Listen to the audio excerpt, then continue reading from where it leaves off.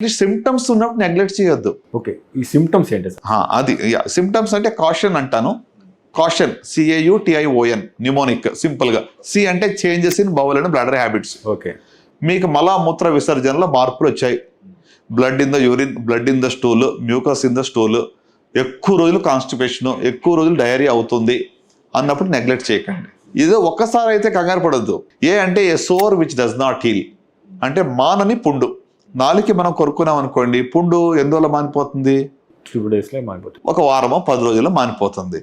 పుండు మానటం లేదు, నొప్పి లేదు, పుండు మానటం లేదు అంటే అది క్యాన్సర్ అయి ఉండొచ్చు. థర్డ్గా unusual discharge anywhere in the body, white discharge కానీ ఎక్కువగా, లేకుంటే ది బ్లడీ డిశ్చార్జ్ ఎక్కువ కావటం కానీ, వైట్ డిశ్చార్జ్ ఎక్కువ కావటం కానీ ఉంటే అది కూడా ఒక క్యాన్సర్ యొక్క లక్షణం అయి ఉండొచ్చు. రైట్. సో టీ అంటే థికనింగ్ ఆర్ లంప్. బాడీలో చిన్నప్పటి నుంచి చిన్న చిన్న గడలు చాలా మందికి ఉంటాయి, దాని గురించి కంగారు పడద్దు. ఇటీవల ఏదైనా కణితి ఏర్పడి ఆ కణితి నొప్పి లేకపోయినా పెరుగుతూ ఉందంటే నెగ్లెక్ట్ చేయొద్దు.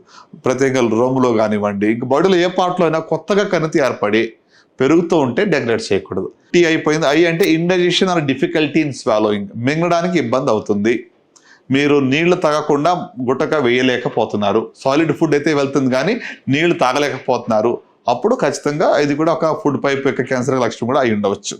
రైట్. ఓ అంటే obvious change in the birth moles, పుట్టుమచ్చలు, చిన్న చిన్నవి పుండ్లు ఉంటే ఇటీవల మార్పు వచ్చింది, సైజ్ పెరుగుతుంది, బ్లీడింగ్ అవుతుంది, దురద వస్తుంది అంటే అది కూడా క్యాన్సర్ లక్షణం అయి ఉండొచ్చు. Right. N stands for nagging cough, అంటే మానని దగ్గు.